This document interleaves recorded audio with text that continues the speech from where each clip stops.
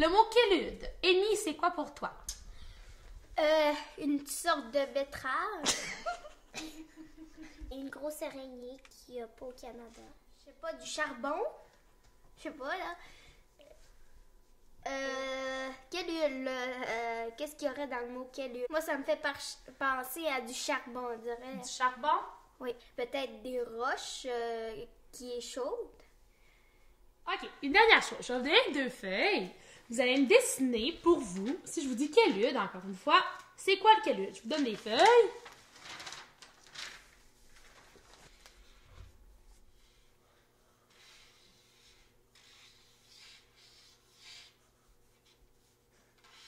Moi, je dis que ça ressemble à ça, là.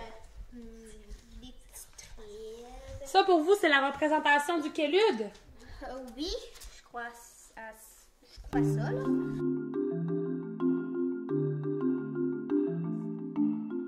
Le kélude se trouve en Indonésie. L'Indonésie est un pays transcontinental d'Asie du Sud-Est et de l'Océanie. Ce volcan se situe tout près des villes de Kidiri, de Malang et de Blitar.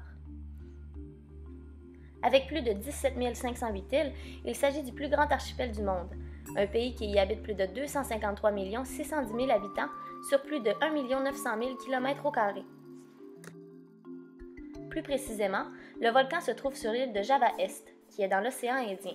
Java est une île volcanique dont la superficie est de 128 297 km². On y retrouve 115 millions d'habitants. Java est une île plus petite que Sumatra, mais sa concentration en volcans actifs est plus importante. Elle compte 45 volcans, sans compter les 20 cratères et cônes volcaniques. La majorité sont des stratovolcans. La moitié est de l'île de Java est véritablement la partie volcanique incontournable de l'archipel indonésien. Le dôme fumant du Merapi, l'immense cratère du Bromo, le lac d'acide du Kawajan et bien d'autres montagnes de feu vous attendent. La partie ouest de l'île n'est pas en reste. Le volcan Tangkuban Parahu, le volcan Galunggung, le volcan Merapi et beaucoup d'autres.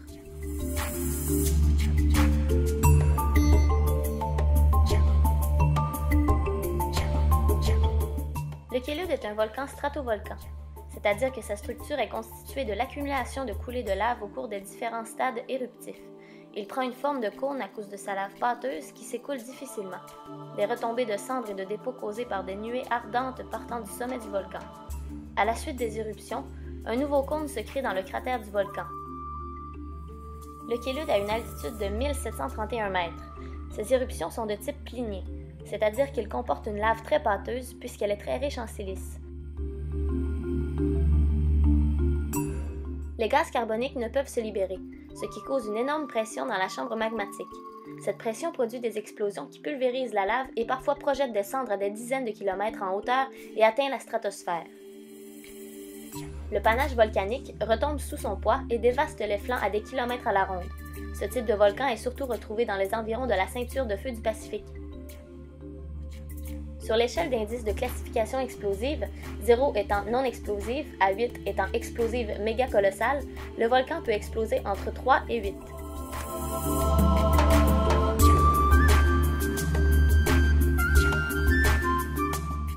La plaque tectonique indo-australienne s'enfonce sous la plaque eurasienne. Le choc du contact est si puissant que de nombreux tremblements de terre se font sentir dans cette zone. Tout cela a créé une fosse océanique due à l'arc insulaire qui, lui, est le résultat des 2 plaques tectoniques qui entrent en contact. L'océan Indien perd sur l'océan Pacifique. La fosse océanique de l'arc se nomme la fosse de la Sunda. Également, suite à l'enfoncement de la plaque, l'accumulation des déchets crée de nombreux volcans actifs et inactifs.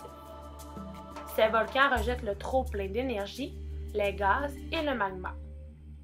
L'île de Java comporte une caractéristique propre à elle, c'est-à-dire un parc de cratères volcaniques. 4 principales éruptions sont enregistrées pour ce secteur. En 1586, l'éruption fait près de 10 000 morts. Il s'agit de la plus meurtrière de tous. Ensuite, en 1919, elle fait 5 000 morts. En 2007, aucune mort ne fut enregistrée, mais par contre, durant un mois, du 16 octobre au 3 novembre, près de 35 000 habitants sont évacués. En 2014, plus de 200 000 personnes ont dû être évacuées et on y compte 2 décès.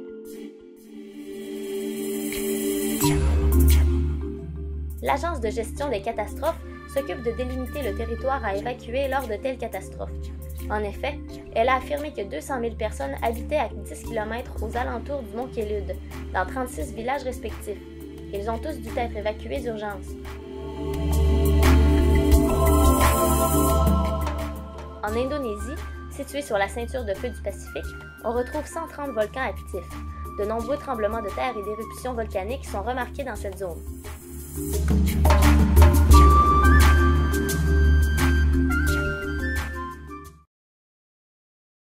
Après avoir vu le documentaire, c'est quoi le Kelud? C'est un volcan. C'est comme qui s'appelle Kelud. Puis quand il crache, il crache de la cendre, comme de la cendre de cigarette. Puis ça va dans le village.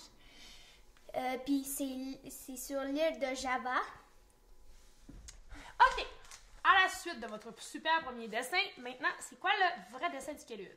Après, Moi, j'ai fait comme ça. Ben, ça, c'est le volcan.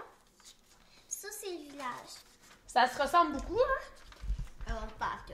Fait que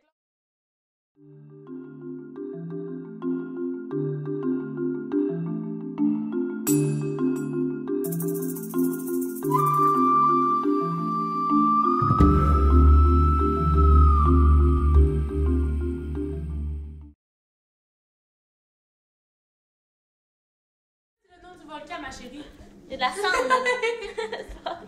On s'en fait le... Nourriture pour des animaux. Nourriture pour des animaux. Nourriture pour des animaux.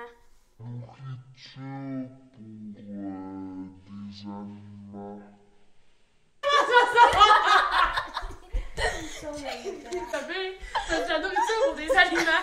Ça se tenait vraiment pour ce que tu disais. Alors, qu'est-ce que c'est que Kelud? Les filles, pour vous? C'est quoi? Et c'est quoi pour vous? Asti de momo ou asti de momo?